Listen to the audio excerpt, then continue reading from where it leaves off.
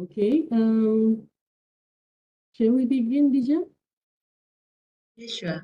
Let's ask Dr. Ikmi. Dr. Ikmi, are you here? Can we Yes, begin? Miss Adija. All right. Okay. Right. Dr. Ikmi is here. We shall begin our session, our webinar.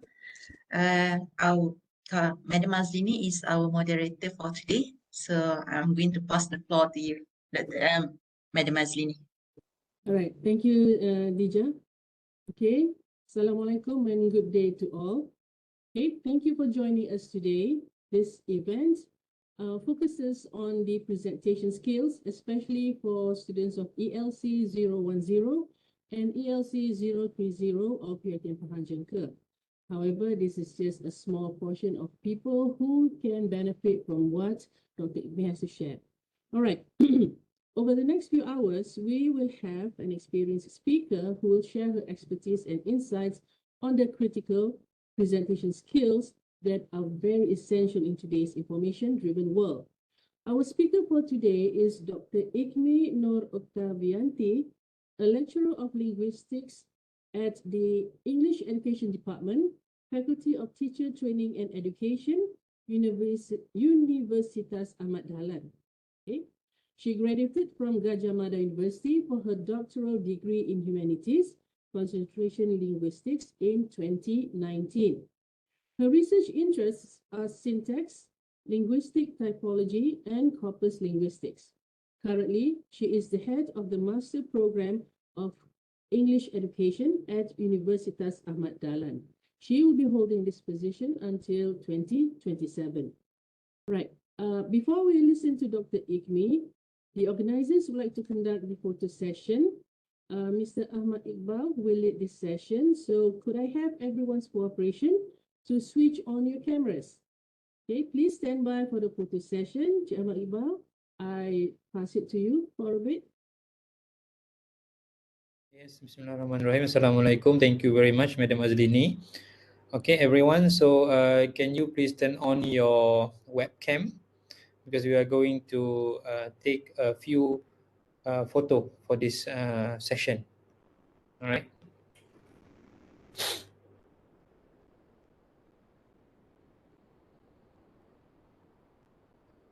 Okay, everyone, please. Okay, the students, all right, all the participants, can you switch on your webcam or your camera? Okay, very good. I can see some of you have done it. Okay. All right. Okay. Okay, ready, everyone? Okay. So in 3, 2, 1. Okay. All right. More. And one more. Okay.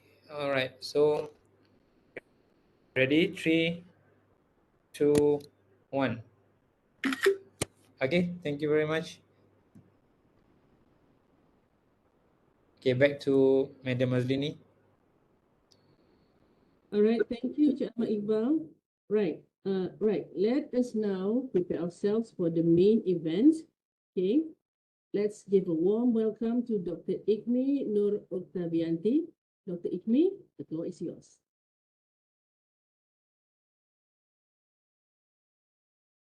Thank you very much, Madam Azlini, for the kind introduction, and also all the committee and lecturers of this course.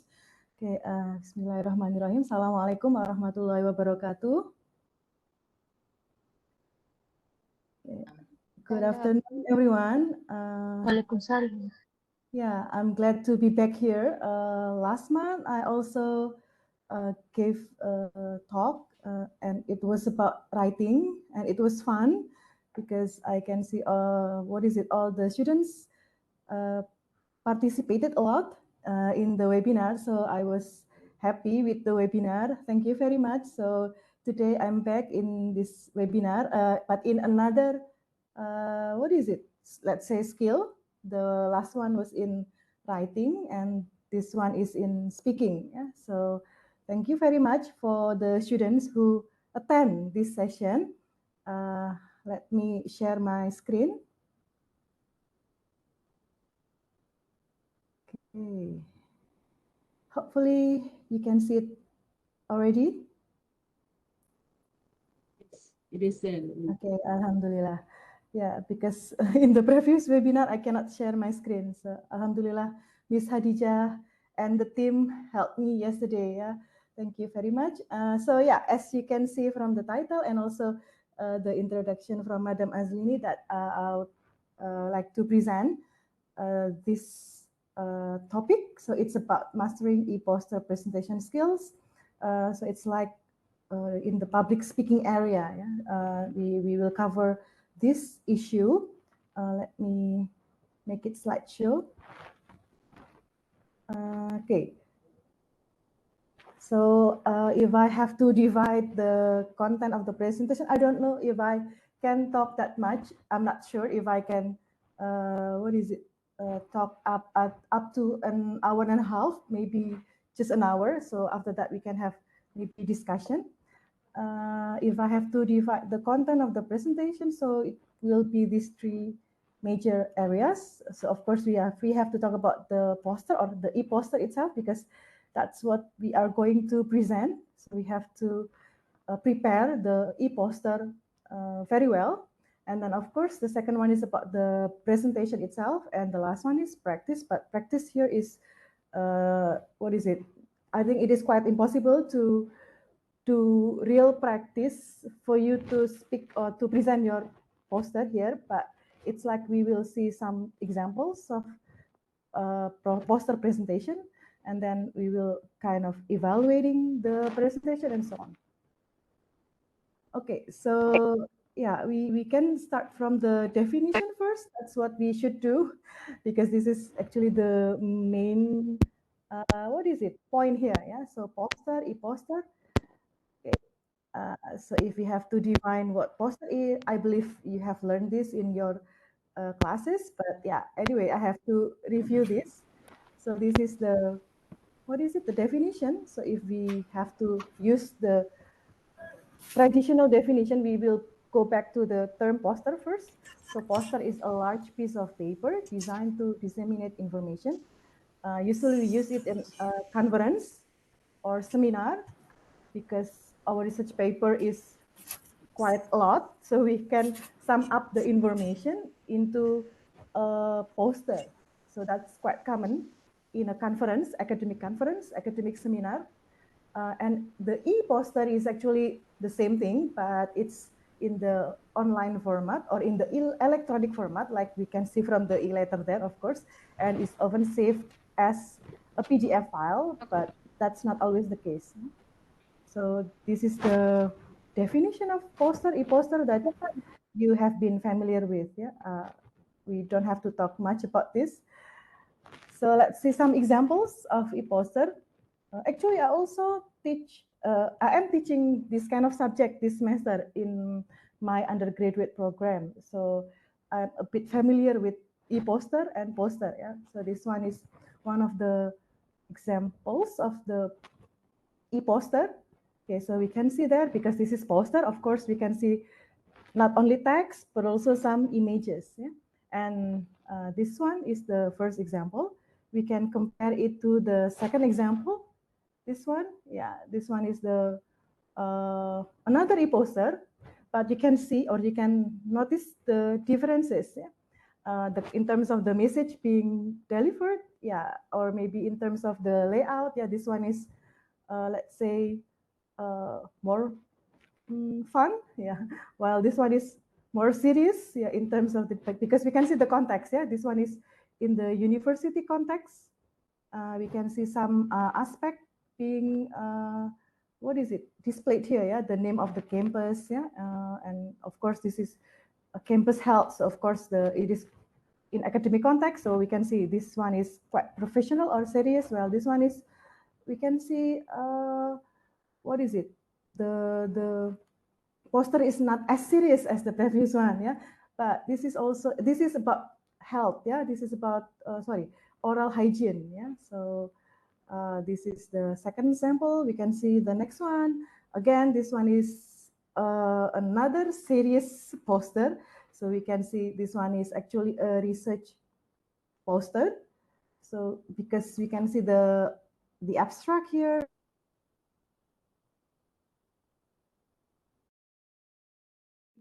Papers, academic articles, and if we want to convert our academic articles into a poster or e-poster, so it will look like this. Yeah, we sum up the content, we summarize the content, and we add some visual elements. We also display the graphics there, yeah, and maybe some charts or some diagrams and so on. And this is the e-poster of our research. Yeah. And the last one, the last example, we can see here, this is, what is it? Another health poster, yeah, because this is about sleep, our sleeping habit, or the campaign that we have to make sleep as a priority, yeah?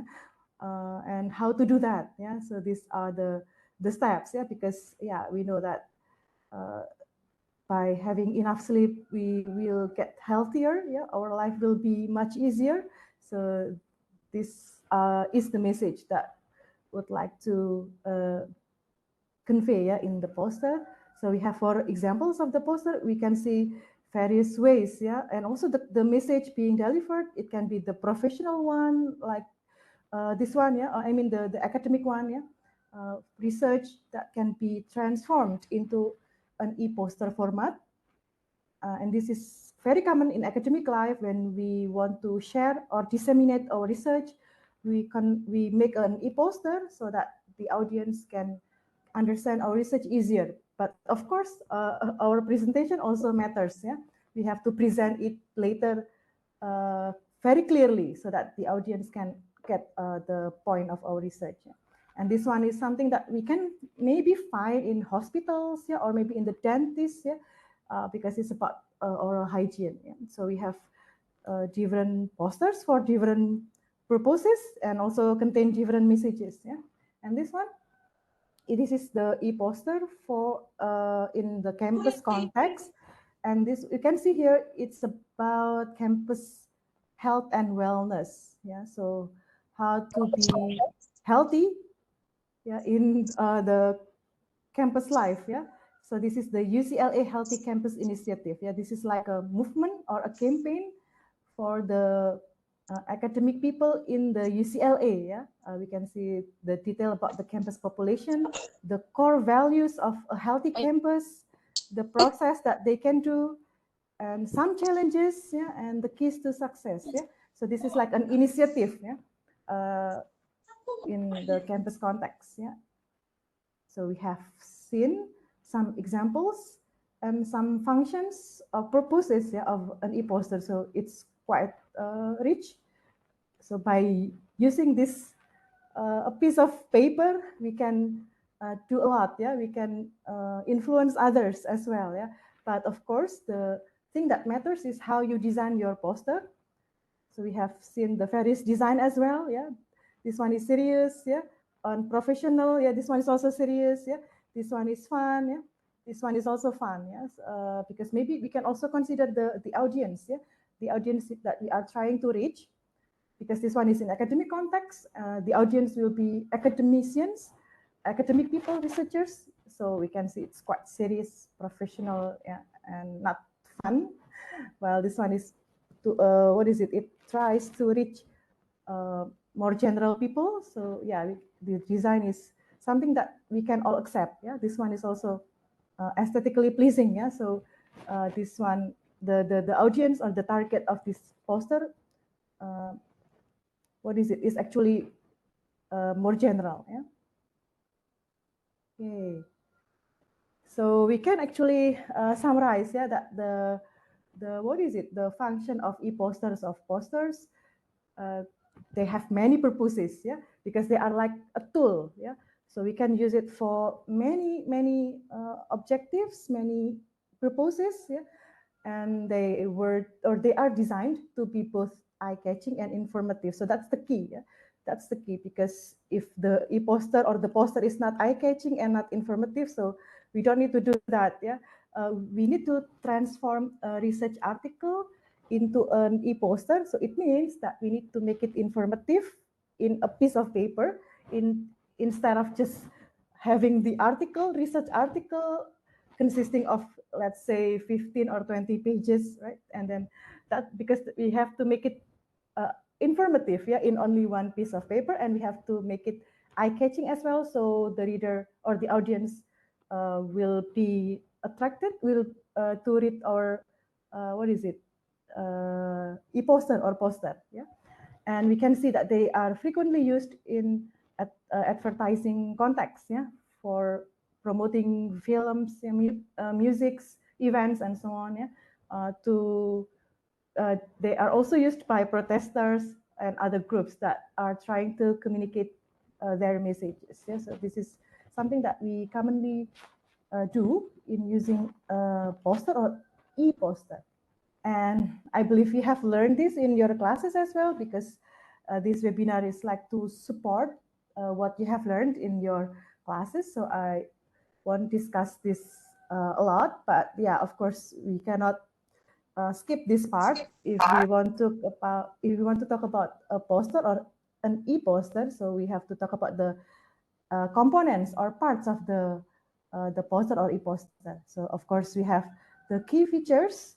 So an e-poster or poster in general, yeah, consists of course the title, the visual, the text, and in most cases we can find white space. Yeah, white space is like the blank space that we don't put anything there. It's like the place where we organize or we separate. Yeah, we separate the section of our poster, like what we have here in this example. We have some white space. It's common in research paper. Research poster. Yeah, so research poster like this, we will have white space that separate the sections of the poster. It will make it more organized, and the reader or the audience can easily understand the points or the information in the e-poster. Yeah? This is also available in this e-poster as well. Yeah? There are a lot of white space here. Yeah? And this one, we can see white space to separate sections. Yeah? So although we cannot find it here, yeah? White space to separate sections. So it's not mandatory, but it's quite common. It's a common practice to provide a white space or to provide some white space, yeah, in your e-poster. Okay. Okay. Then of course, you cannot forget the title of the poster or e-poster, right? Because that would be the first thing that we usually identify in a poster. And of course, the title should not be longer than 2 lines. It's not mandatory, yeah, but we have to make it efficient, yeah, and it actually tells about the content of the poster. Okay. And also the number of the text, yeah. So we have the title and also the text that is in the e-poster, and normally it contains no more than 100 words of text, but no less than 800 words. Yeah, but this one is again applicable mostly in research poster. Yeah, in other types of poster like this one, the number of words are minimal because we don't need to deliver much information here. We focus on the the steps to sleep easily. Yeah, this one. So like avoid caffeine after 2 p.m. Yeah, and then get regular exercise. So those are the main points that being highlighted here. So you don't need to have much information, and you don't need to write long text here as well. Yeah. And graphics, of course, this is poster anyway. Yeah, so you have some graphics there, white space, and then you have to consider the layout. Yeah, we have many online free templates on the internet. You can use that. We have Canva, we have PowerPoint, we have many tools to create an e-poster, especially for the Gen Z. They are more, creative in terms of designing things. Yeah, I am a millennial, and I'm not that familiar with the designing things. Yeah, so sometimes this is quite challenging for me. Yeah, but for newer or younger generation, this is something that they really like to do. Yeah, on a daily basis. So I don't think it is difficult for you. Yeah, you are very creative. Yeah? And so on, other layout stuff that we have to consider. And if you are talking about criteria of a good e-poster, actually, yeah, we can sum up, or we can actually highlight these 5 points. Yeah. So of course, the poster content should be easy to understand. Yeah. Why we have to make an e-poster if it is complicated or complex for the audience or the viewers or the readers. Yeah.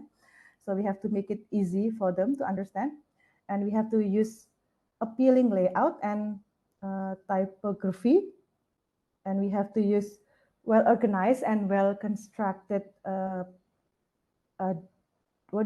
design in general, and clear and concise message being delivered in the e-poster or in the poster, and then of course appropriate amount of text and graphics. Yeah, usually in a research poster, the amount of the graphics is not as many as the text. Yeah, which is fine. Yeah, because it's quite serious. Yeah, but in other types of poster, like you want to promote a product, yeah, or maybe you want to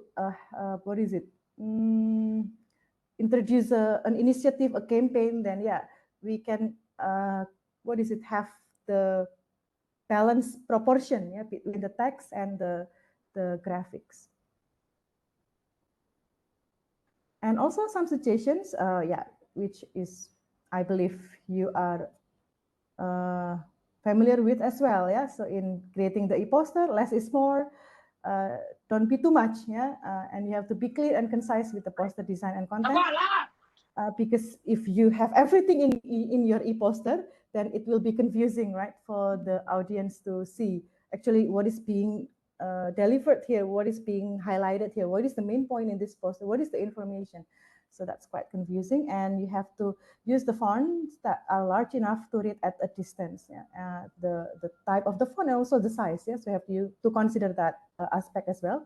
Don't forget to include the name of the title, sorry, and the name if it is a research poster. Again, if it is a research poster, then of course the name. But if it is like a campaign, then maybe the initiator and so on. But if it is like a health promotion, then yeah, sometimes it's not necessary. In most cases, it is not necessary. Provide clear labels of heading for each section of your presentation. Again, if it is for a research poster, this is compulsory. This is mandatory, yeah, because you have sections like introduction or background, yeah, methodology and so on. And then remember contrast. Yes, if you have to consider the choice of colors in your poster. Yeah, don't make it too bright. Don't make it too dark. Yeah, so everything is in a good proportion. Yeah, and use high quality graphics and videos if you use videos, and avoid hyperlinks. Prefer to use QR code because it's easier, right? We just need to scan. While for the hyperlink, yeah, we need to click it while this is a poster. Yeah, okay. If you receive the PDF file, then it's okay for you to click the link. Yeah, but if you just watch the e-poster, if you just see the e-poster, then it's difficult for you to access the link. If you have further information to tell, you need to incorporate a QR code then to access the websites for further studies, further information. Yeah. Okay, so that's about the poster or e-poster. I believe this is something that is quite general. I don't have to explain more. And sorry to interrupt, me. Yeah. Yeah, okay. Sorry to interrupt. Students, please mute yourself. It's just to give reminder to my students. It seems like they forgot to mute themselves, and we could hear their voices in the webinar. All right, so students, please behave. We have our guest speaker over here. All right, thank you, Dr. Ikmi. Sorry for distraction. Yeah, no worries, Miss Khadija. Okay, so let's continue with the next part. Yeah, after we have the e-poster, you have designed the e-poster. Now it's time for preparing, yeah, for the presentation. Yeah, because yeah, if we create an e-poster, usually we will present it. Yeah, so this is another important aspect that we have to discuss.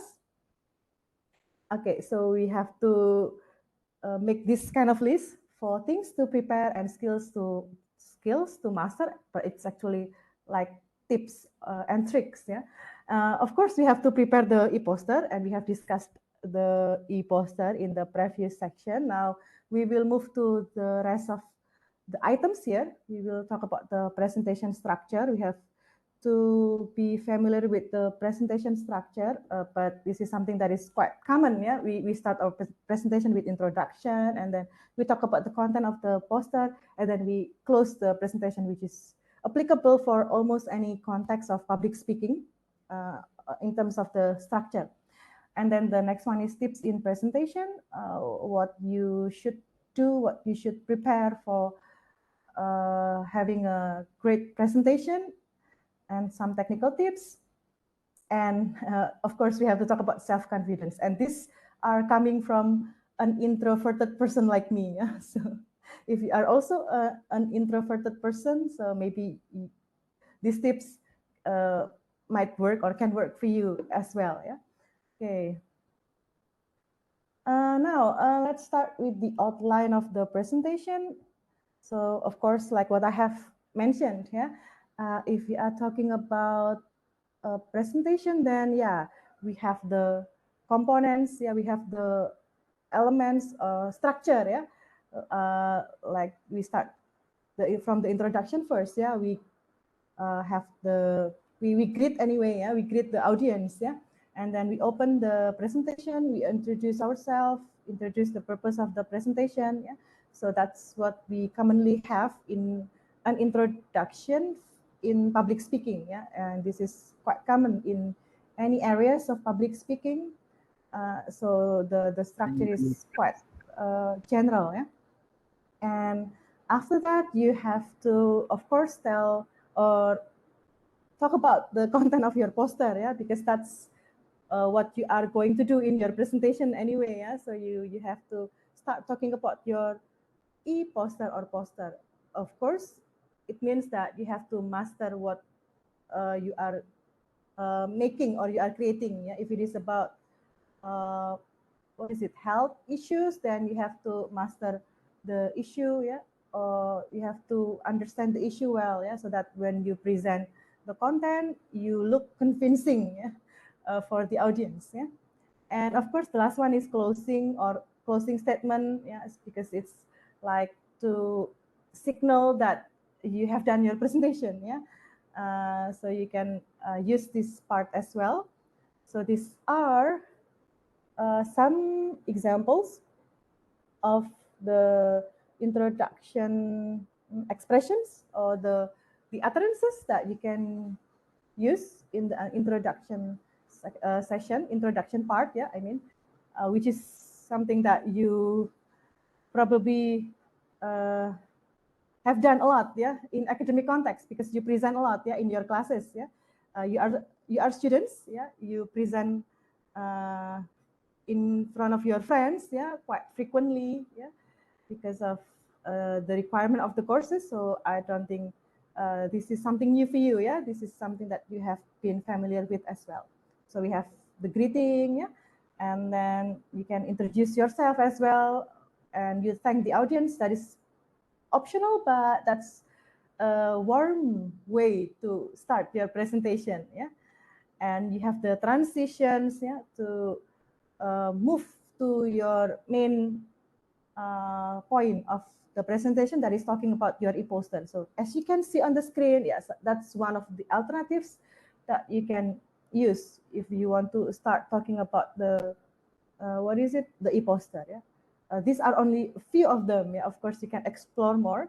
There are a lot of tips on YouTube, on Google that you can browse, even based on your own experiences in presenting in front of your friends.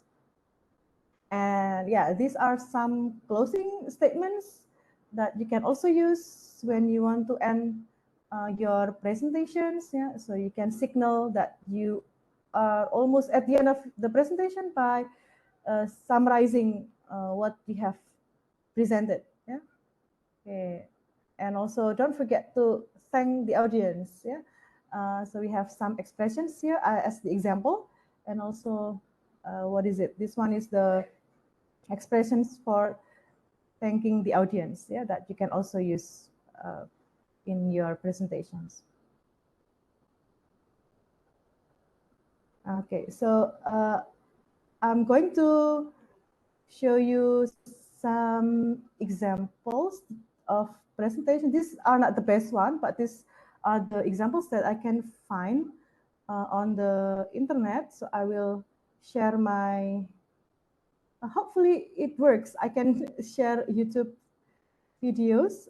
Let me try.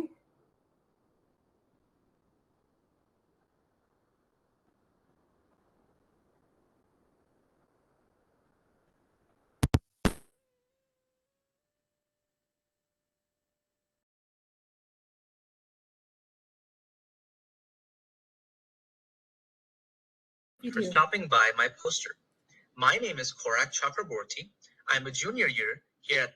Can you hear that? Yes. Okay. Yes. Okay, Alhamdulillah. Thank you for the response. Okay, so this is one of Yes, the yes. examples that I can find on the internet, on YouTube. Okay, so this is a poster presentation, but unfortunately we cannot see the presenter. Yeah, it's only the poster being presented here, being displayed here on the video. No presenter, so we cannot see the gesture, the face expression, and so on. But anyway, let's see this Thank you video. so much for stopping Let's by listen my to this poster. video. My name is Korak Chakraborty. I'm a junior year here at the University of Utah, majoring in biology with a cellular molecular emphasis and minoring in chemistry. Today, I would like to present on a CRISPR-based high-throughput gene knockout platform for in vivo functional genetic screens. Ever since its discovery back... Okay, so that was the introduction, right? The introducing the name of the presenter and also the title of the presentation. This is a research-based poster, as we can see from the terms used here, yeah, introduction, methods, results, conclusion, but we will take a look at the structure, yeah. Of course, this is quite complicated, yeah, looking at the graphics there and so on, yeah. This is like from a PhD student, yeah. Okay. In 2012, CRISPR-Cas9 has significantly simplified our So this ability is to knock out the content already. So it's quite short for the introduction. It's like introducing the name, mentioning the title, and yeah, that's it. Yeah, okay, which is fine. Yeah, every person has their own style, but at least it has the introduction. Yeah, so you have to. It's not what is it? You don't suddenly talk about the poster. Yeah, you start the presentation by this kind of introduction first. genes in a target genome. However, large-scale CRISPR-based screens in vivo haven't been quite feasible yet, and the reason is due to the difficulty of working with and keeping track of thousands of guide RNA molecules. To tackle this issue, I have been working with Dr. Randall Peterson and Dr. Saba Parvez in the Peterson Lab, and we have developed a novel platform with the potential for genome-scale functional genetic screens in zebra. So you can see that the presenter, what is it? Did not read the content of the poster. Yeah.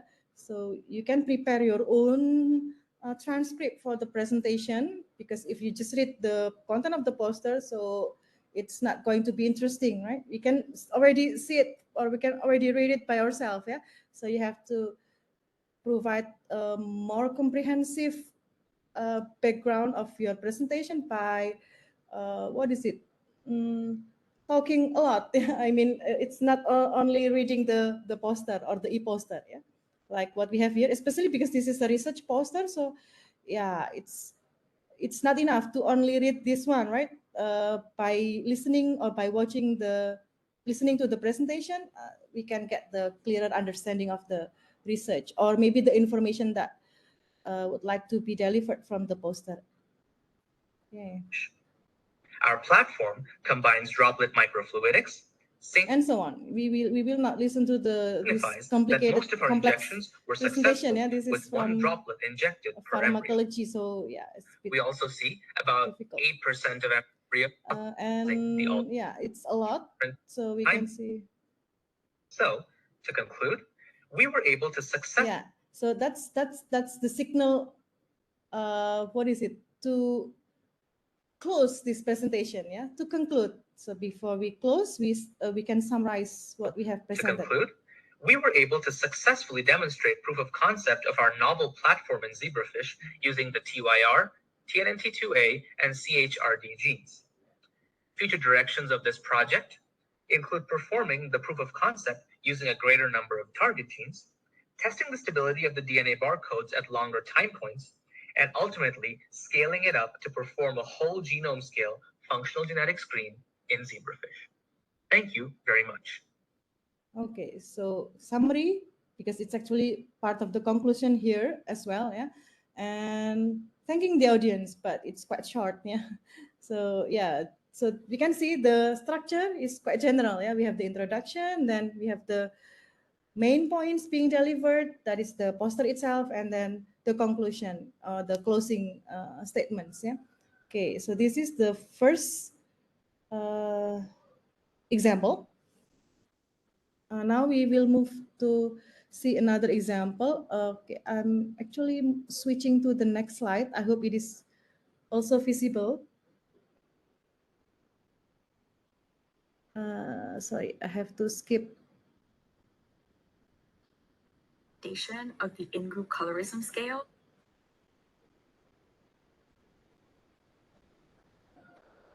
Hello, I'll be presenting on the validation of the in-group colorism scale with South Asians in the US. I'm Nisha, and I'm a grad student at Lehigh. I studied with Dr. Inman from Ohio State and Dr. Kasky from Lehigh. To start, colorism. Okay, so we can see the introduction is quite short, yeah. What is the purpose of this poster presentation, and also the presenters or the creator of or the researcher, yeah, because this is actually again another research paper, yeah. And then the presenter start talking about the content of the poster. Privileges lighter-skinned individuals and disadvantages darker-skinned individuals. In the US, colorism has roots with Black communities and influenced many other communities of color, including South Asians. For example, lower self-esteem and decreased body satisfaction are related to perceived darker skin with South Asian adults. Okay, so it's already the content of the poster, starting from the introduction.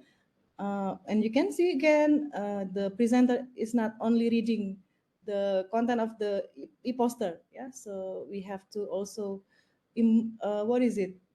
talk more comprehensively, discuss the issue more comprehensively, which is okay for you then later to bring your own notes, or maybe your own outlines, or maybe your own scripts, yeah, so that you can be more fluent in your presentation.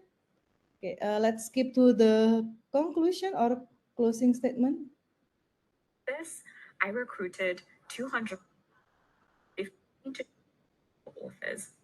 Both model attitudes related to a higher likelihood of socially desirable responses. Finally, additional information can be found in the right-hand column. Okay, so finally, yeah, we can see that it's almost the end then. It's almost the end of the presentation, yeah? We have the transition finally there. About my study, as well as contact information. Thank you for watching. Yeah, quite short, yeah. Okay. Thank you for watching, but we have the finally, yeah, signaling the end of the presentation, then thank you. Thanking the audience, yeah. Okay, so that was some examples of the presentation. We'll go back to the PowerPoint. Okay, we'll watch some other presentations after this, yeah, and you are trying to evaluate, yeah. I'll provide you like evaluation form that you can fill out. Okay, so after looking at some examples, unfortunately we cannot see the face of the presenters, yeah, because it was online and we can only see the e-poster.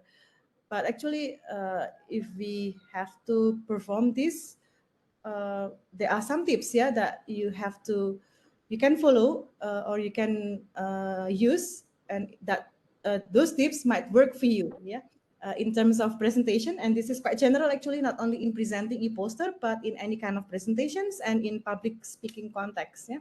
But in an e-poster presentation, you can think of your poster as the conversation starter. So it's a tool. So it's not the main thing that you should focus on, but it's like a tool to help you start the conversation. If you are a shy person, then you have the tool to help you start the conversation. Yeah, and then of course you have to know your audience. Who is going to be your audience? Is it college students? Yeah, or maybe are they college students, or maybe they are researchers, or maybe they are general people. Yeah, public audience. Yeah, so you have to know your audience first. This is also applicable in any kind of public speaking area. If you are invited, for example, as a guest speaker in a certain webinar, in a certain guest lectures, you have to know who is going to be your audience, because that will also affect the way you present your material. In this context is poster, of course, yeah, and it will also affect the materials that you are going to present, yeah? Or who is going to be the target of your poster or your e-poster. If it is a health campaign, then yeah, public audience, right? So you have to use casual, ordinary language, and you have to be as casual as possible in delivering your poster, so that they can understand it well, yeah, and so on. But if your audience is somewhat professional people, then you have to also consider that aspect. Yeah, so know your audience, that is very important, and know the story you are going to tell. It means that you have to master the content of the poster, or the issue that is, or the information, yeah, being delivered in the poster. So yeah, again, you have to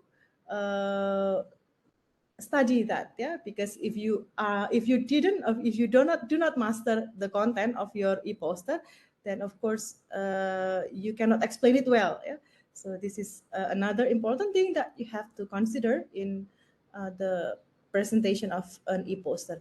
Smile and make eye contact with the audience. If this is an online one, yeah, it's of course not relevant, yeah, making eye contact with the camera, yeah, but smile is still relevant, yeah. We can smile, although this is in an online class, yeah.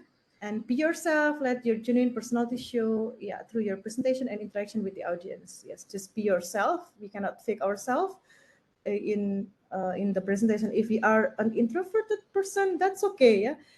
It doesn't mean that we cannot talk, yeah. It's just it feels awkward for us, yeah, but we can get used to it, yeah, if we practice a lot. So that's not a big deal. And be confident and show your enthusiasm. This is very important. If you are not confident, the audience can feel that, can sense that, yeah. If you are not enthusiastic with what you are going to present, the audience can also sense that, yeah. So you have to be enthusiastic, you have to be confident. Mistakes can happen, yeah. Technical issues can happen, but you have to always be confident and enthusiastic, from the tone of your voice, yeah, from your gesture, from your face expressions, yeah, from your smile, yeah. So if this is an offline presentation, wow, it will matters a lot. It will matter a lot, yeah, because people can see you directly, yeah. So yeah, this is very important. And usually, if this is a kind of competition, so confidence and enthusiasm, they are parts of the evaluation aspects, yeah. The things that are being evaluated. So yeah, we have to focus on these two aspects as well. And yeah, again, don't forget to present the content of your poster in a logical manner. If this is you already designed your poster, right? So you can just follow what you have designed. I believe they are well designed, yeah. If they are about tips, staying healthy, staying happy, yeah. tips for staying positive all the time. Yeah, so those tips should be presented in a logical manner as well, following the organization of the poster. And again, don't forget to speak clearly. Yeah, because if you it's okay to speak slowly, yeah, but clear. It has to be clear, yeah. And read the guidelines of the presentation. You have usually the committee or the class or the course coordinator or the conference committee will provide us with the guidelines or the rules, yeah, of the presentation. So you have to read that, understand the rules well, and of course apply. And we have to follow the rules or the guidelines of the presentation, like the duration. Yeah, if it is a pre-recorded, so you have to record a presentation video in 10 minutes. Then you have to follow the rules. Yeah, and this is also important if you can get the evaluation form, if it is like a competition or if it is like a course requirement for you to present it and you will get score from it. If you can get the evaluation form, then that would be much better. That would be so helpful for you because you can focus on the aspects being evaluated. Yeah, and of course don't forget to keep practicing. Yeah, because practice makes perfect, especially again for an introverted person, but this is also applicable for an extroverted person. Yeah, so not only for the introverted one. And some technical tips, yeah, if you are going to present it in an online class, in an online context, or you are going to record it, so you have to make sure that you check the connection, internet connection, yeah, electrical connection, make sure all of them work well. And if you are using computer to record, or if you are presenting online, then you can maximize the power of your computer by close all programs that are not related to your presentation. Yeah, this is something that I also learned a lot, yeah, from the mistakes that I've been doing so far. Yeah, when I am in a when I what is it was invited as a guest speaker or as a guest lecturer, then I did not prepare this well. So sometimes my laptop will not work very well, yeah, because of the programs that I let them open while I have to run the online presentation. So that is quite hard for the processor of the computer. Yeah, so this one, better to be safe than sorry. Yeah. And yeah, after talking about some technical tips and also speaking tips, yeah, in presentation, it's also important for us to talk about this one, yeah, self-confidence. Yeah, this is, let's say, one of the crucial things in speaking, because yeah, sometimes we can write well, but we cannot speak well because we feel nervous, we are not confident enough. Yeah, so we can avoid this kind of situation by following these tips. Yeah, so how to boost self-confidence. The first thing is, of course, we have to prepare everything well. Yeah, if you have created the poster, the e-poster, you have designed the e-poster very carefully. You have a good e-poster already, and you have prepare everything: your laptop, your internet connection, if it is in online context, yeah, or you have prepared good dress code if it is in an offline context, yeah. So you are good to go, yeah, because you have prepared everything. So preparation is actually the key of being confident, yeah. If you are not well prepared, then yeah, everything can be a mess, yeah. And of course, like the second one is positive mental imagery. We have to set our mindset into the positive one, yeah. Do not overthink anything, yeah. That is something that, yeah, it's difficult, I know, not to overthink things in our life, yeah, but we have to try, yeah. So we have to keep the positive mindset. Like what happened to me today, I suddenly cannot access my WhatsApp, Miss Hadijah. I have emailed Miss Hadijah that I cannot access my WhatsApp. It just happened this morning. Yeah, everything is in my WhatsApp account. Yes, I was a bit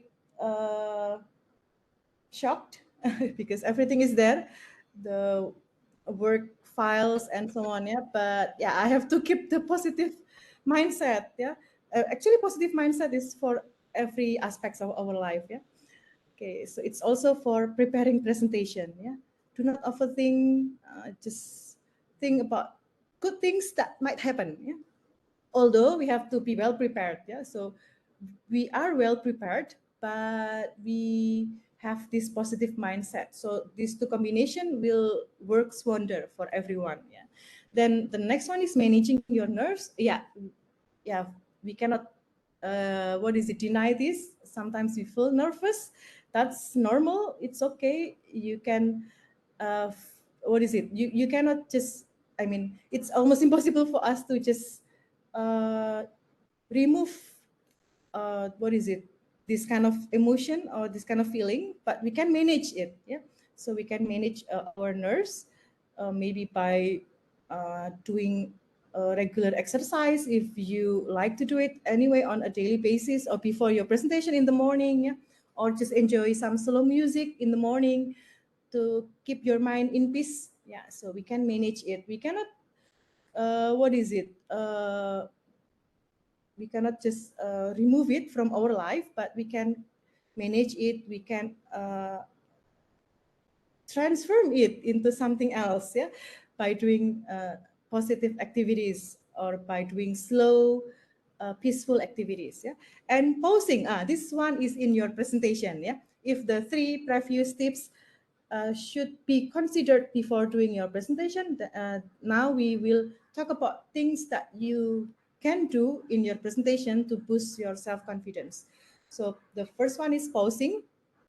So if during your presentation you notice that you are speaking too fast, speaking too quickly, you can pause.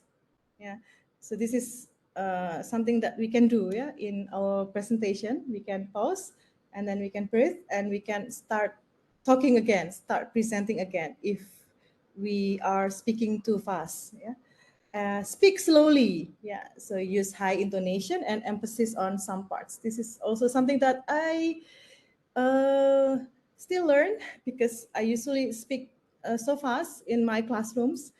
So my students usually raise their hands and told me that, "Ma'am, please speak slowly," okay, or "Ma'am, please repeat your explanation." Yeah. Okay. So I'm also trying, yeah, to speak slowly in my presentation. This is very important. Use intonation, and you can emphasize on some parts. Yeah. And the next one, if you are an introverted person like me, and this is in an offline context, so everyone can see you directly, you can hold something in your hand. It's like a remote for a presentation. So to what is it, move to the next slide, you can use a Bluetooth remote for the PowerPoint presentation. You can hold that. Actually, it's not only functional, but it can help you reduce your anxiety because you hold something there. Yeah, or it's like me. Yeah, I use my hand gesture a lot, which is okay, but don't be too much. I mean, yeah, it's okay to use your hand gesture, but the normal ones, yeah, the normal hand gesture, that would be fine, because it can also boost our self-confidence. Yeah, and of course practice. Yeah, you can practice in front of your friends, in front of a mirror. Yeah, or you can record yourself by using your what is it, laptop. Yeah, so you can, or you mobile phone. Yeah, any kind of tools that you can use to keep practicing your presentation. Okay, so these are some tips that you can use or you can follow if you want to boost your self-confidence. Yeah? And again, the last part that I mentioned is practice. Yeah. So what should we do then if we are practicing our presentation?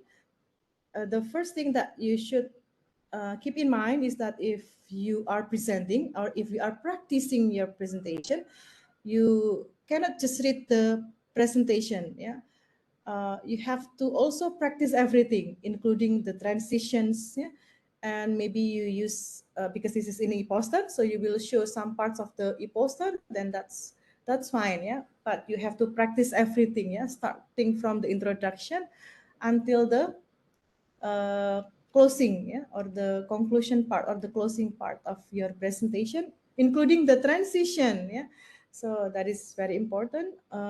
Although later in the real presentation, in the actual presentation, we do not use the transitions, yeah, because we forget it or because we are too nervous to use it, or we use other transitions that might happen. But at least you keep practicing with your transitions. Yeah, and stand up and speak aloud as though you were presenting to an audience. Yes, although you are doing an online presentation, so you have to speak aloud, and you have to think of this scenario. Yeah, so suppose that you were presenting to an audience. Yeah? And ensure that you practice your body language and gesturing. Yeah, so this is also important. You have to pay attention to your body language or your gesture. But every person has his or her own style, yeah, in terms of body language and gesture. But be nice, yeah. Don't be too much again. Yeah? Don't move a lot, yeah. People will get confused, especially if it is an offline, yeah, offline presentation. The audience will get confused because you move a lot, yeah. Okay, it should be avoided. Be proportional, yeah, and then practice in front of others and get their feedback. This is important, especially if you are the beginner, so you can practice your presentation in front of your friends, and you can get their feedback. What should you improve from your presentation?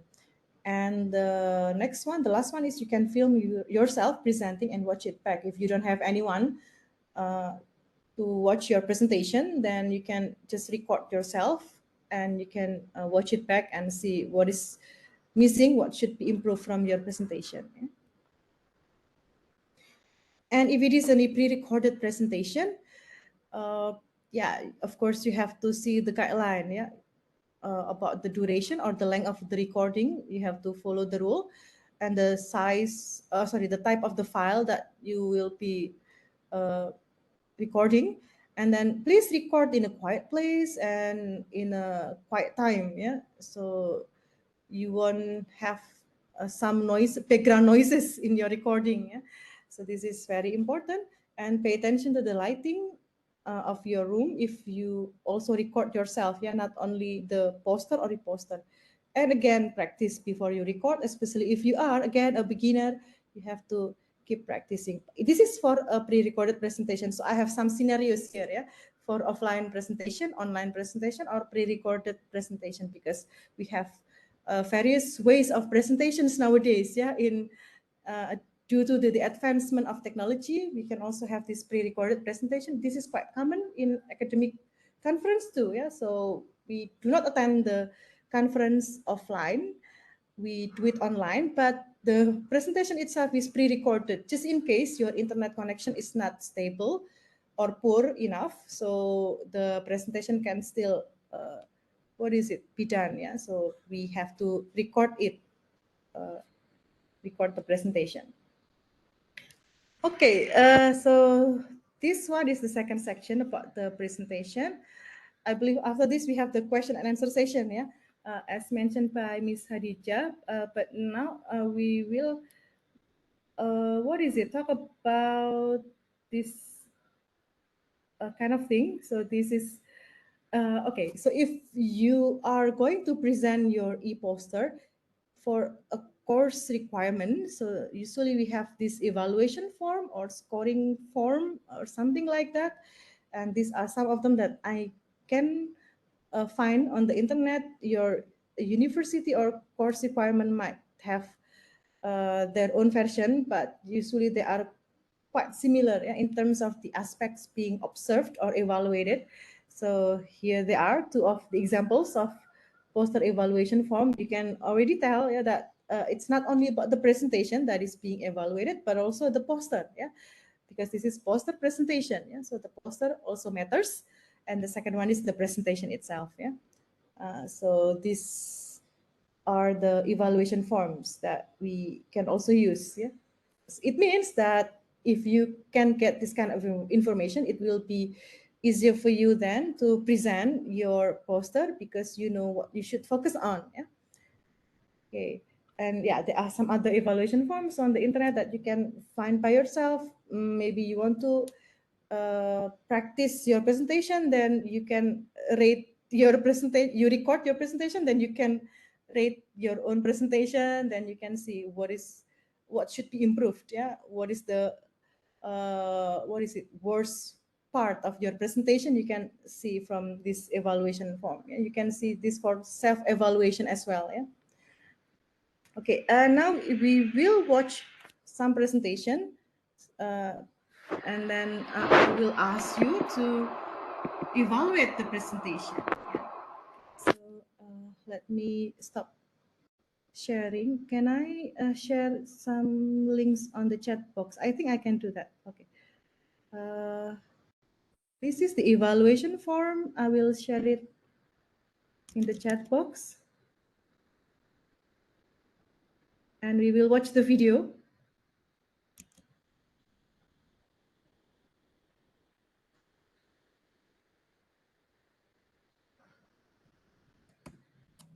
Okay, so it's in the chat box for the evaluation form. If I have to share it, I will share my screen again.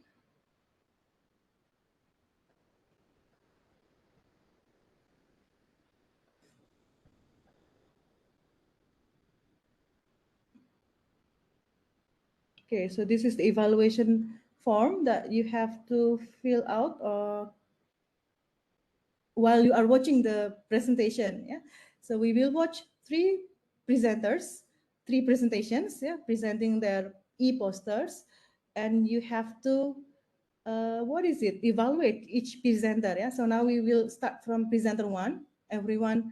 I expect everyone to participate, yeah, in this evaluation session. Yeah. Okay, let me open the YouTube video.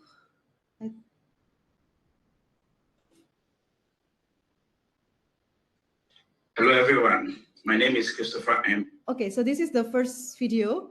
I hope you already access you already opened the link for the evaluation form, yeah.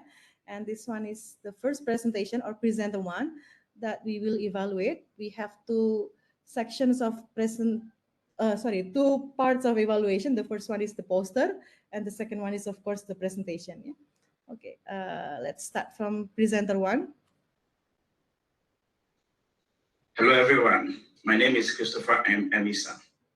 It is an honor to present at this unique annual convention of the American Psychological Association. I am presenting with my co-authors, Jadine A. Jackson, Tonya L. Taylor, Tash Rollins, and Al Trent Haynes, all at Morgan State University. Our research is on examining instrument adaptation methodologies in cross-cultural and trans-cultural studies. Cross-cultural psychological measurement is growing in importance across the United States and beyond. As researchers continue their work among different cultural groups, problems with validity have arisen, particularly when they rely primarily on translation procedures. However, evidence has shown that translation alone is not sufficient for instrument adaptation. Our objective was to investigate patterns of cross-cultural and trans-cultural validation techniques used by researchers in published psychological and educational research. We evaluated 41 studies for their cultural responsiveness in terms of measurement. We used guidelines from the literature to compile the rubric, which was used to evaluate the sample studies on construct validity and cultural adaptation of instruments. Among the areas of interest were translation procedures, cultural validation of instrument, and pilot testing with local samples. Our preliminary analysis revealed that both cross-cultural and trans-cultural researchers mostly use appropriate language to administer their instrument. However, cultural adaptation of instrument was largely neglected. Overwhelming majority of researchers did not provide evidence of proper translation and adaptation procedures. We found almost no evidence of pilot testing of instrument with local samples. In addition, we observed that researchers rarely demonstrated structural and measurement equivalence. Overall, we noticed that cross-cultural researchers seem to have a better grip of instrument adaptation. Sorry, the video is not playing, Miss Hadija. Dr. Ikmiya, we cannot actually okay. see the video. Oh, I see. Okay, let me. But how about the previous videos? Now they... we can see it. Now we can okay. see I cannot make it into full screen. Yeah. Okay. Yeah. Okay, I so think yeah. Yeah. Okay. Thank you very much for the notification. I will start playing the video again. Okay. Thank you. Hello, everyone. My name is Christopher. Is it okay now? You can. I am Emisa. Yeah. Thank you. It is an honor to present at this unique annual convention of the American Psychological Association. I am presented with my co-authors, Jadin A. Jackson, Tanya Al Taylor, Tash Rollins, and Al Trent Haynes, all at Morgan State University. Our research is on examining instrument adaptation methodologies in cross-cultural and trans-cultural studies. Cross-cultural psychological measurement is growing in importance across the United States and beyond. As researchers continue their work among different cultural groups, problems with validity have arisen, particularly when they rely primarily on translation procedures. However, evidence has shown that translation alone is not sufficient for instrument adaptation. Our objective was to investigate patterns of cross-cultural and trans-cultural validation techniques used by researchers in published psychological and educational research. We evaluated 41 studies for their cultural responsiveness in terms of measurement. We used guidelines from the literature to compile the rubric, which was used to evaluate the sample studies on construct validity and cultural adaptation of instruments. Among the areas of interest were translation procedures, cultural validation of instruments, and pilot testing with local samples. Our preliminary analysis revealed that both cross-cultural and trans-cultural researchers mostly use appropriate language to administer their instrument. However, cultural adaptation of instrument was largely neglected. Overwhelming majority of researchers did not provide evidence of proper translation and adaptation procedures. We found almost no evidence of pilot testing of instrument with local samples. In addition, we observed that researchers rarely demonstrated structural and measurement equivalence. Overall, we noticed that cross-cultural researchers seem to have a better grip of instrument adaptation than trans-cultural researchers, as they outscored on all the elements of adaptation. It is our recommendation that researchers move beyond linguistic validation of instrument to a more thorough process of cultural adaptation. They should continually review their instrument for cultural responsiveness and appropriate use within a given cultural context. Thank you. Okay, so that's the first presenter, and there are 5 students, yeah, who have filled the evaluation form. I'm still waiting for more students, yeah, to participate by filling in the evaluation form. I have shared the link in the chat box, yeah. Okay, so this is the first presenter 1, yeah. Okay, we will move to the second presenter, but I need to remove this first. Okay, yeah. Okay, yeah, so now let's watch the second presenter.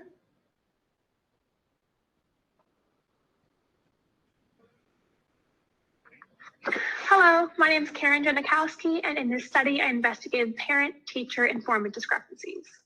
Eligibility for school-based services is often determined by teacher and parent report. However, where there are multiple informants, there is almost always informant discrepancies. Informant discrepancies within child assessment occur when two or more informants, such as the parent and the teacher, disagree on some aspect of the child's symptom presentation. For example, a teacher may report that a child has attention difficulties, whereas the parent reports no such difficulties. Informant discrepancies are thought to reflect either measurement error or meaningful differences. Meaningful differences suggest that a clinically important factor contributes to the differing reports. This may include symptom variation across context or informant characteristics. In this study, we assessed parent-teacher informant discrepancies of internalizing problems, externalizing problems, and adaptive skills in a school sample. We also examined whether the identified informant discrepancies reflected measurement error or meaningful differences. 116 ethnic and racially diverse children participated in this study as part of a larger study of the Resilience Builder program, a 12-week cognitive behavioral group intervention. Parents and teachers completed the BASC-2 pre-treatment. We used paired sample t-tests to identify informant discrepancies on the BASC-2 subscales. Pearson correlations and interclass correlations were used to assess reliability and flag for potential measurement error. Results do suggest informant discrepancies. Parent and teacher reports significantly differed for all three subscales. Parents rated higher scores than teachers for internalizing problems and adaptive skills, but lower scores for externalizing symptoms. Reliability estimates were acceptable for measures of adaptive skills and externalizing problems. However, both measures of reliability for internalizing problems suggested measurement inconsistency. Whereas parent-teacher informant discrepancies of adaptive skills and externalizing problems may reflect clinically meaningful differences in this sample, the differing reports of internalizing problems may be attributed to measurement error. Results of this study demonstrate the importance of identifying the source of informant discrepancies before interpreting assessment results. Previous research demonstrates that informant discrepancies impact treatment outcomes. Therefore, we must understand the source of such informant discrepancies. Several advanced theoretical frameworks, such as the operations triad model, may help to interpret patterns of informant discrepancy, as well as the source of these differences. Thank you. Okay, so this is the second presenter or presenter 2. Okay, some of you are already filling in the evaluation form. Now we have the last one, yeah? The last presenter, presenter 3.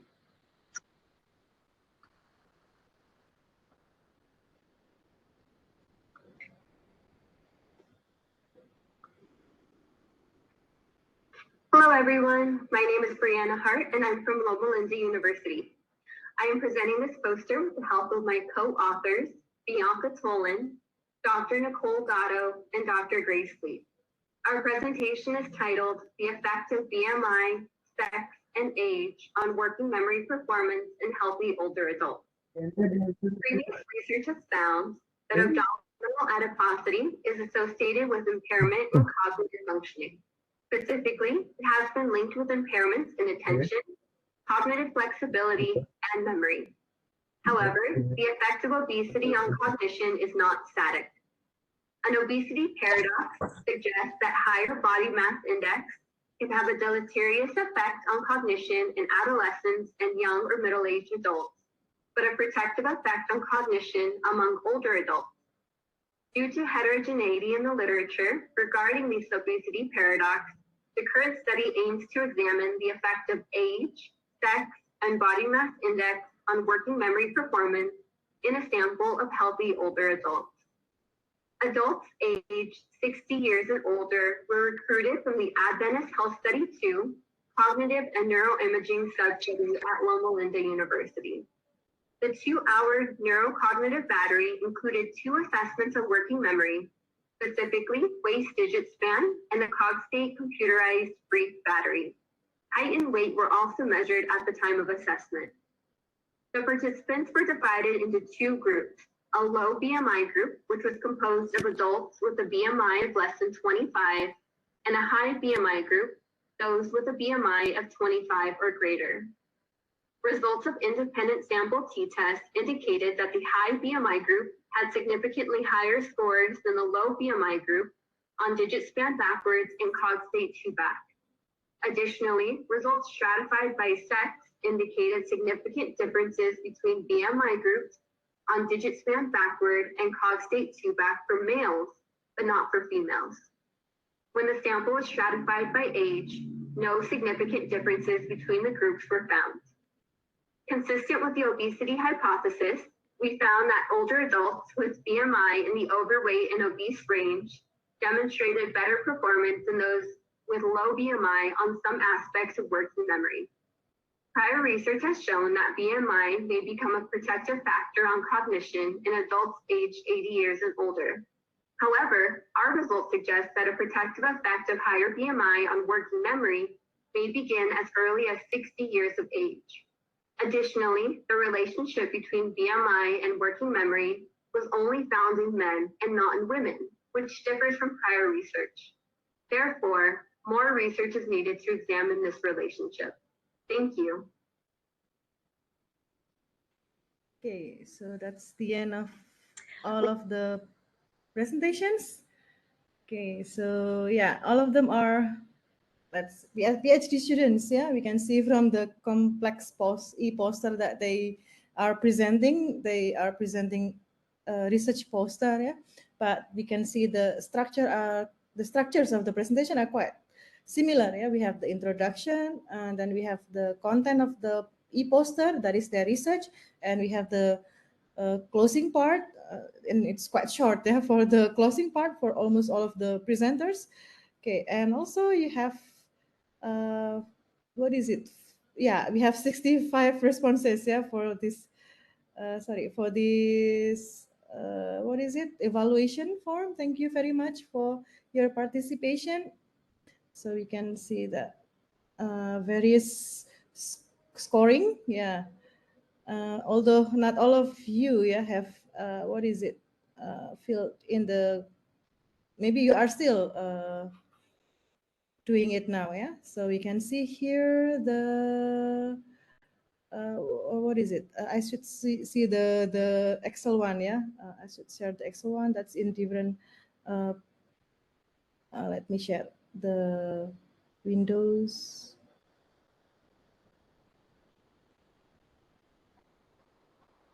Yeah, we just discussed this briefly, yeah, because I think after this we can have the discussion or question and answer session. Yeah.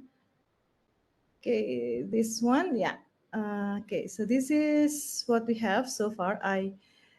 We can see that there are a lot of students participated in this evaluation form. Thank you very much. I hope you can see it. Yeah. Okay. So you can see different. Let's focus on some of the aspects. Yeah, we will not discuss all of them.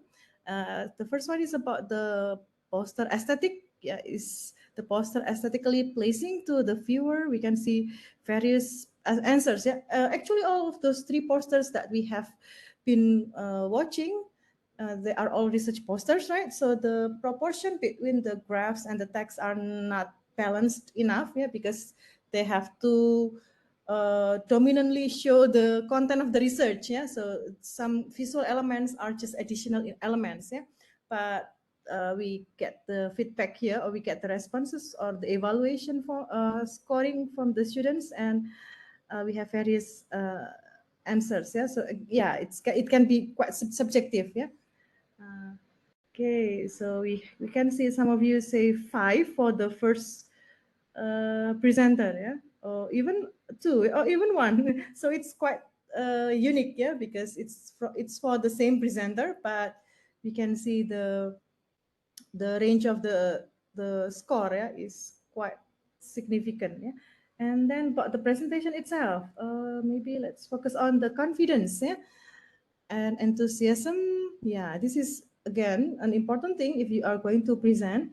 So if your presentation is going to be evaluated and confidence is in one of the aspects, so yeah, you have to show your confident. Yeah, among those three presenters that we have been watching and listening to, we can see that they are all professionals. I mean, they are all PhD students. Yeah, and they are all confident. But yeah, we can see this is quite subjective for you. Yeah. But to me, the second and third presenter, they are more confident in terms of the way they present because of the maybe because of the clear and loud voice, yeah, and they look more enthusiastic, yeah, compared to the first one. Maybe it's because of the style of the person as well, yeah. So that's why the style can also affect the way we perceive someone, yeah. Okay, so we have yeah various answers here. But okay, at least you see some examples, yeah, of the poster presentations, yeah, and you can see the aspects being evaluated here, yeah. Okay, and this one, for example, the poster present in an organized manner because this is a research paper. They already have the section, so it's easier to do so, yeah. But if it is like other types of poster, I think it's also not that difficult because you already designed the poster. You just follow the structure of the poster, yeah. Okay, and other elements of the evaluation, yeah. And this one, yeah, the presenter's body language, we cannot see clearly because it's limited to small screen, yeah. Only that we can see the, what is it, presenter, it's fine, yeah. We can at least see whether they smile or not. The first presenter, I think, yeah, he's not smiling at all, yeah, but maybe that's, again, his character, yeah. While the second and the third one, they look, what is it, more friendly, yeah, because maybe they are female, yeah. So I have my bias perception here, yeah. But yeah, this is the example. Okay, so yeah, let me return to my PowerPoint. I think everything has been discussed, yeah. Okay, yeah. So thank you very much for your attention and participation for this talk, yeah, for this webinar discussing e-poster presentation. I hope the tips that I have shared can help you in presenting your e-poster later. Yeah. Okay, thank you very much. Assalamualaikum warahmatullahi wabarakatuh. Back to the moderator, Madam Azlini. Thank you very much. Thank you, Dr. Ikmi. All right, so I think we have heard a lot from Dr. Ikmi's sharing, personally, her personal experience, and also from what have been written in textbook and whatnot. Okay, no doubt, all these are very valuable because it will help you in your academic and also workplace related presentations later on in life. Okay, I think Dr. Igni will agree with me that for presentation skills, you have to practice. You have to practice a lot. You have to do it. Then only can you become better. If not, having jitters, feeling nervous is normal. But if you don't practice, you will find that you will stumble words when you forget one word, for example. So you need to practice. Okay. Right. Okay. We will proceed to the question and answer session. Now, students, if I think Dr. Ikmi also have seen some questions in the chat box. Students, you can also ask Dr. Ikmi directly. Please unmute yourself, okay, and then ask the questions. For the time being, Dr. Ikmi, we can go to the first question in the chat box. Yeah. Right. The first one is from Faris. Faris is asking, are there some effective design principles for creating a visually appealing e-poster? Wow, okay, right. So that's a big chunk there. Okay, Dr. Ikmi, back to you. Thank you very much, Madam Azlini. Okay, that is a great question from Faris Hilmi. Yeah? Okay, are there some effective design principles? Wow, principles, yeah. That is a strong word, yeah, for creating a visually appealing e-poster. So okay, we have the keyword there, yeah, appealing e-poster. again, this one is quite subjective, but if we see the components of an e-poster that we have discussed, yeah, we can see that there are some importance or prominent components or parts like the title, and then the layout, yeah, and then also the font, yeah, the color. So you have to make sure that everything is in good proportion, yeah. So the title, make sure it is visible to the audience, the viewer, the reader, yeah, although it is viewed at a distance, yeah. So we have to make sure that it's not too small, yeah. The size, the types of the font itself, yeah, do not use something that is too, what is it?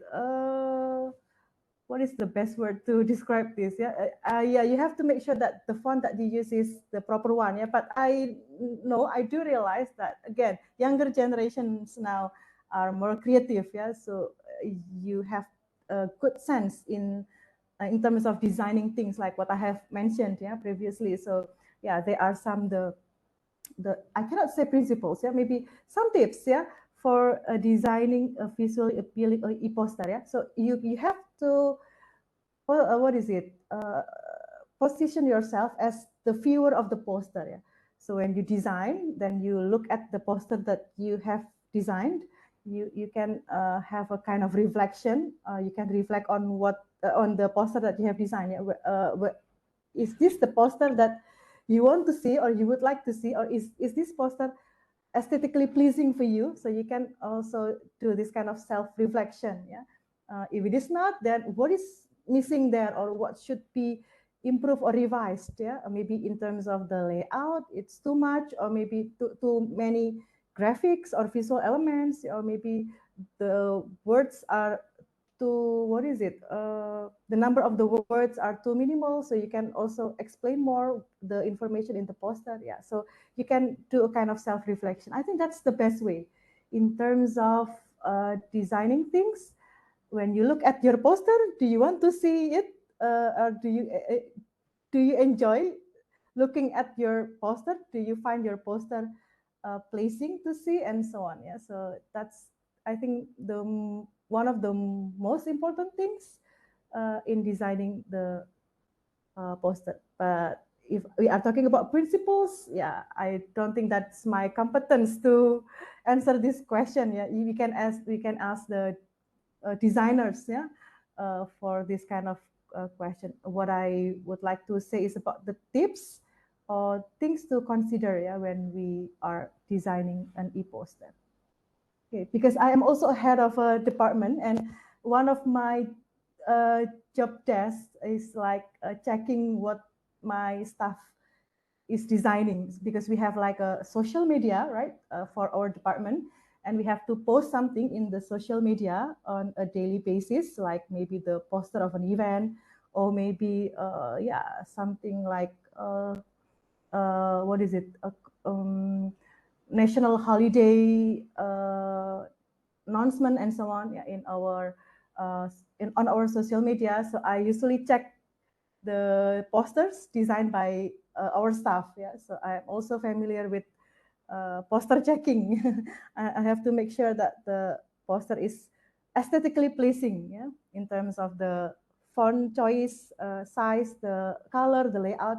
The theme of our department is blue, so I have to make sure that the Instagram feed is always blue.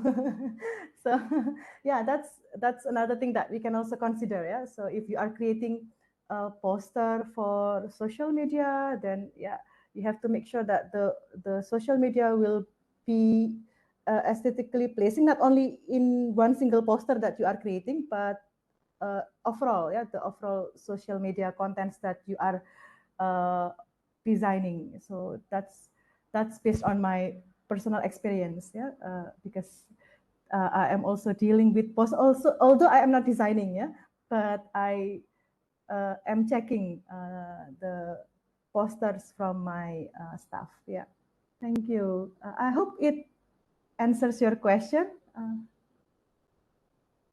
Madam Azlini. Yeah. All right, thank you, Dr. Ifni. Probably, maybe I can summarize it a bit. Like, for this question, is it visually appealing? Then it goes back to who are we doing the poster for? Yeah, if it's if the lecturer has certain requirements of the poster, then because of that, you have to follow the requirements as stated by your lecturer. For example, like what Dr. Ikmi said, for social media, then it has to be more open because it's everybody will be reading it, so it cannot be too technical because then they will not understand what's happening. Okay, thank you, Dr. Ikmi. Second question from Hazik Daniel.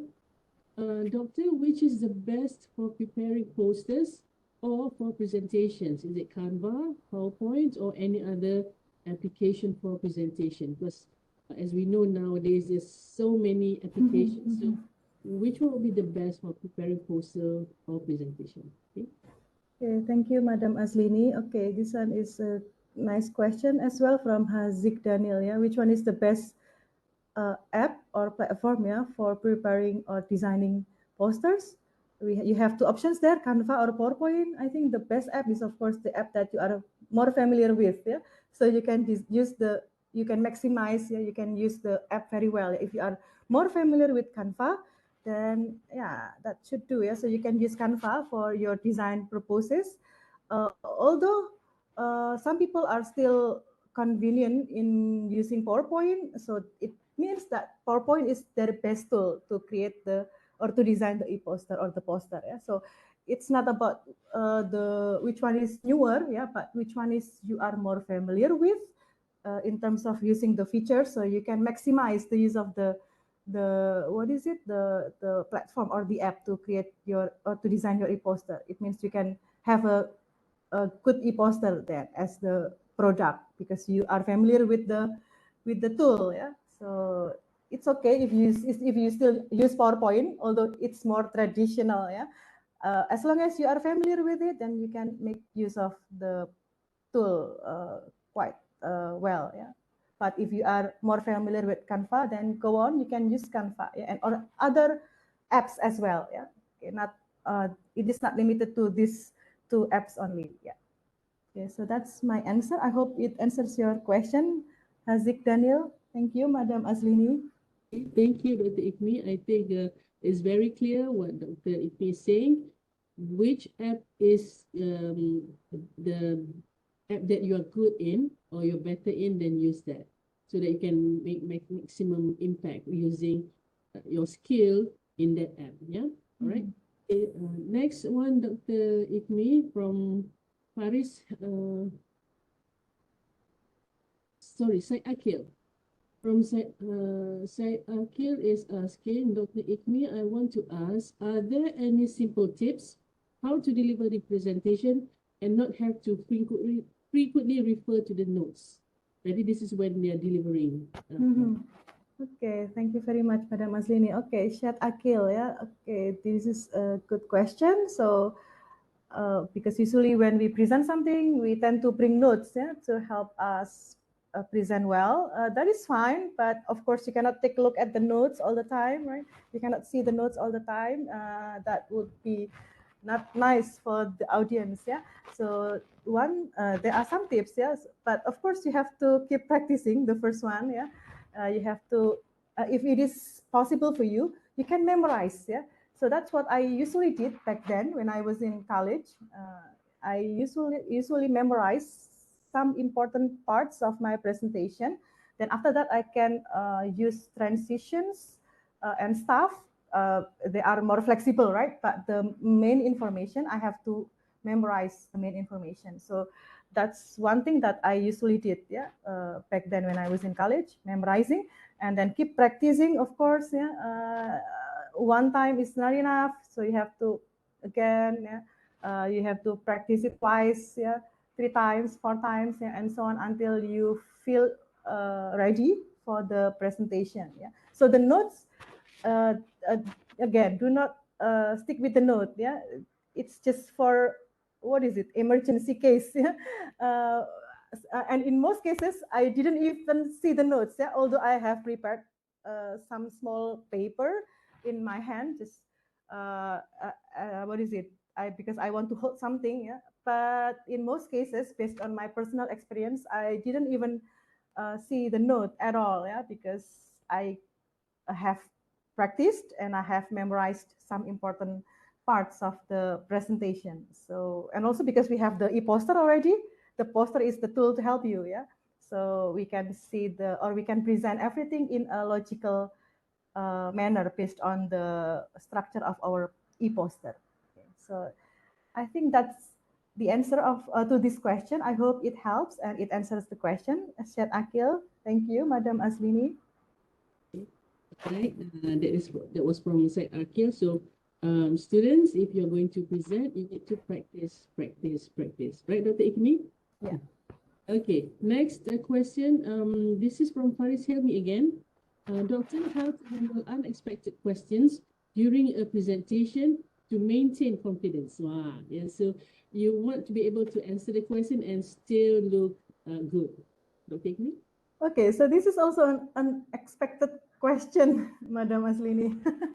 Okay, thank you for the question, Faris Hilmi. Oh, this is a great question. How to handle unexpected questions? Maybe we have practiced a lot, and then we also predict kind of questions that will be asked, yeah, in the presentation. But unfortunately, there is one single question that is out of the box, yeah. So it's quite tricky for this context, yeah. So in my opinion, you can pause, yeah. First, you can take a deep breath, and you can start speaking slowly, yeah.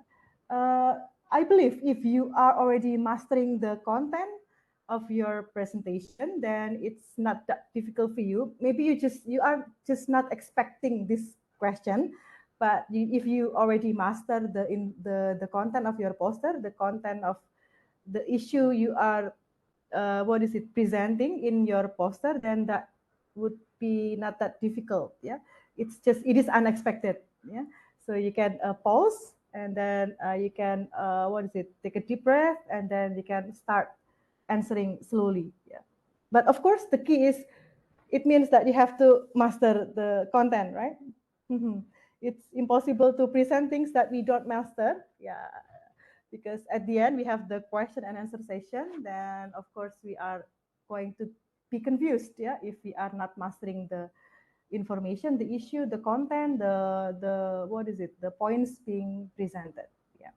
So I think that's my answer, Faris Hilmi. Thank you, Madam Azlini. Okay, thank you, Dr. Ikmi. Okay, so Faris Hilmi, you have to know your stuff, then you can answer anything that is unexpected during the presentation. Okay, let's see if there are any other questions. Okay, there's another one from Yusra.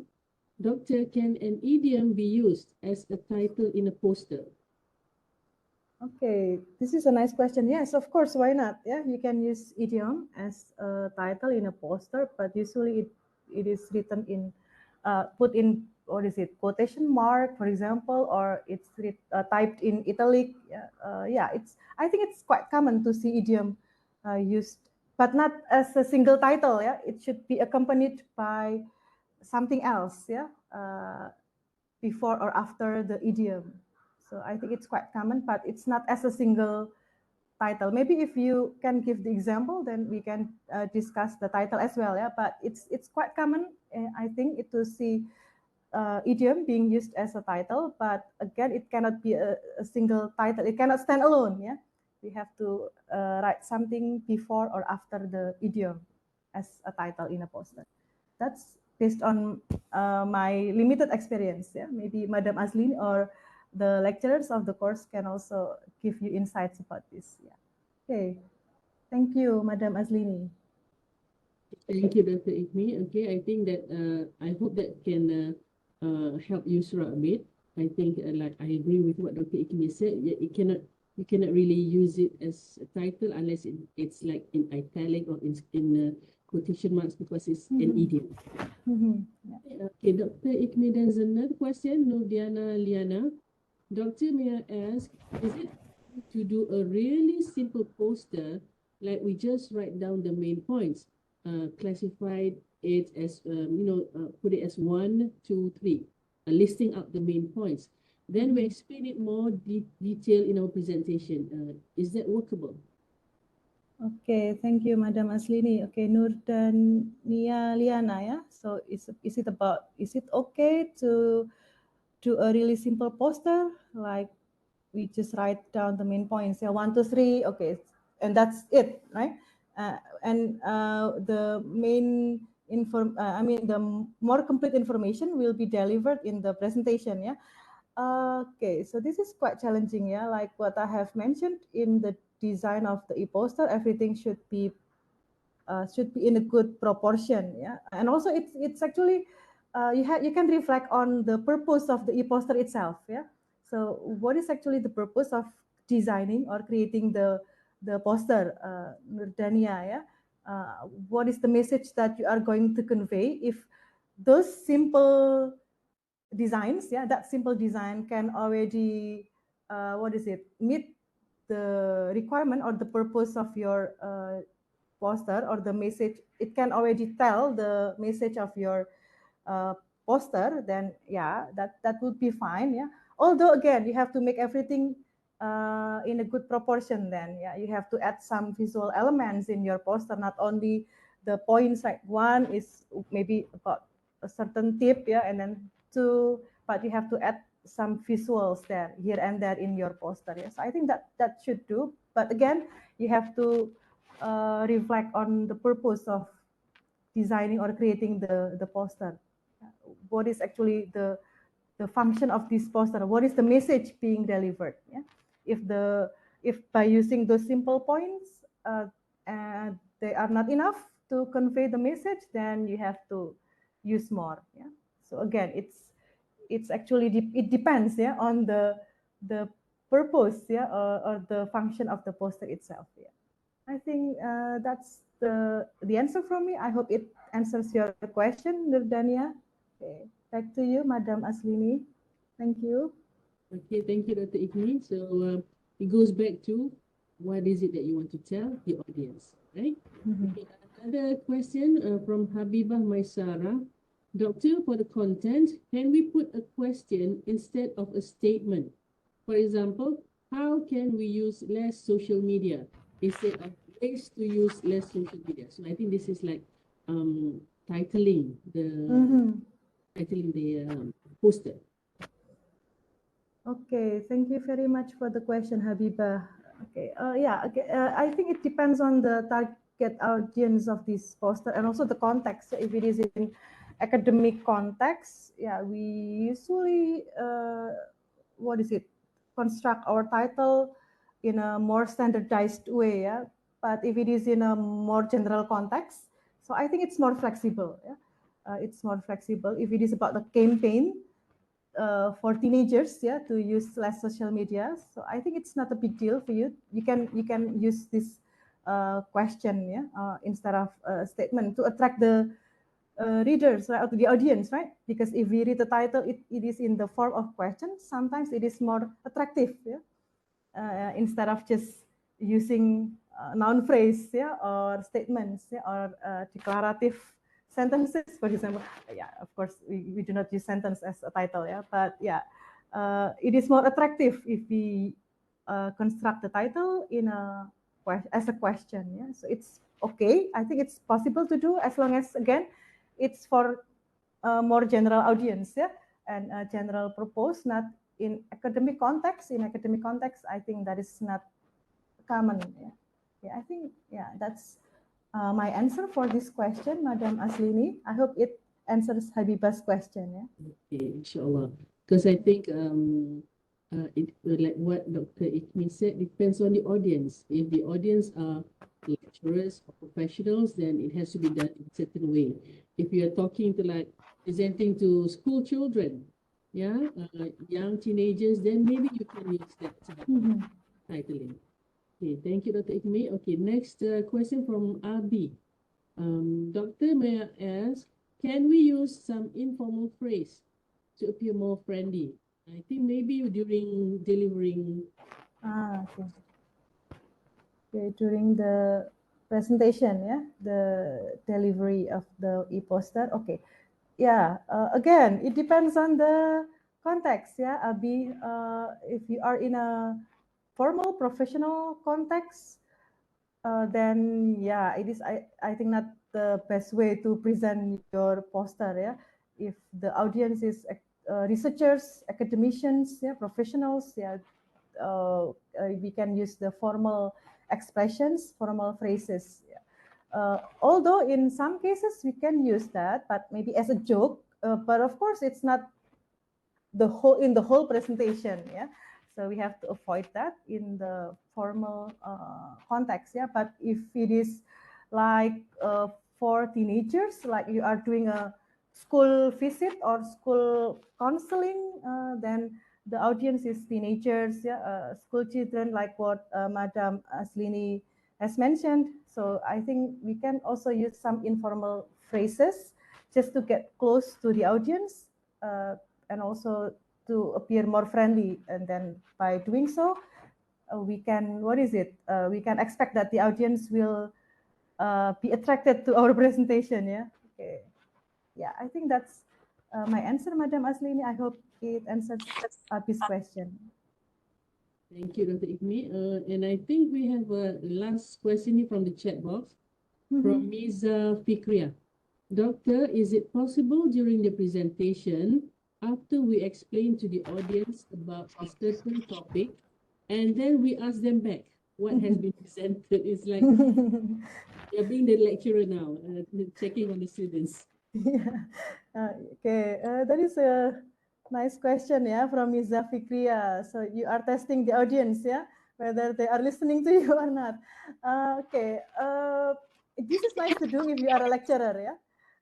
But if this is in a like academic presentation in a conference or maybe in some other public speaking context, I think this is not a common practice, yeah.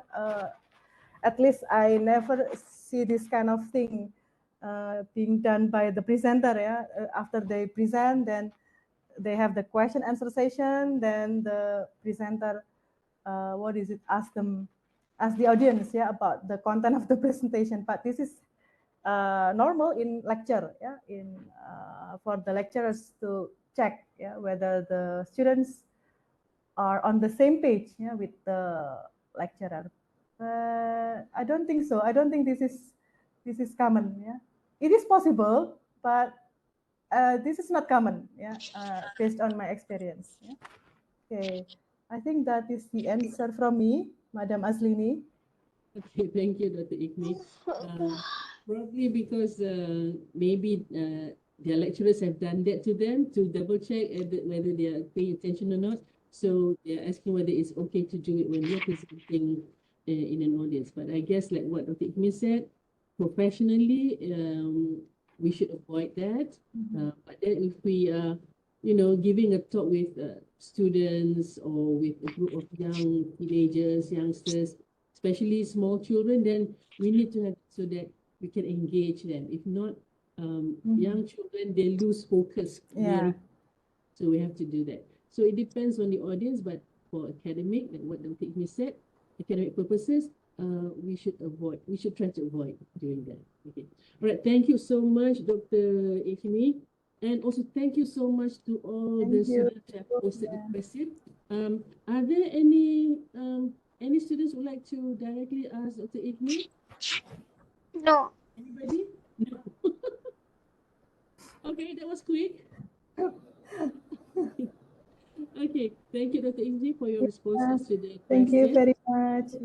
And for the audience, especially the students from Jengke, please sign the attendance form given in the chat box, okay, so that as proof that you have committed yourself to this program this afternoon, yeah. Okay, hopefully what we have gained from Dr. Ikmi today can be practiced during your e-poster and also during your further endeavor when you're doing your diploma and your degree in the future, okay? Because even when you start working, you still have to present to your boss. So it's better that you start early, practice bit by bit, and I think later on in life, you become, probably some people will become very expert in presenting in front of the big bosses, okay? right? Okay, once again, I thank all of you and especially to Dr. Ikmi for willing to share with us her experiences and her knowledge on presentation skills in general, yeah? So we have to, whatever we have from Dr. Ikmi today, we will have to adjust it to your e-poster presentation. Okay, all right. Thank you all. Thank you, students, for paying attention and for the questions, and also especially to Dr. Ikmi for willing to stay with us for 2 sessions. Yeah, this is the second session. We had the other session before, like 2 weeks ago, and probably we can have more collaboration between Dr. Ikmi's University and us here in Jengke. All right, and to the students, thank you for paying attention. And I think we will end our session with wabillahi taufiq wal hidayah. Wassalamualaikum warahmatullahi wabarakatuh. Stay safe, everybody. COVID is still around.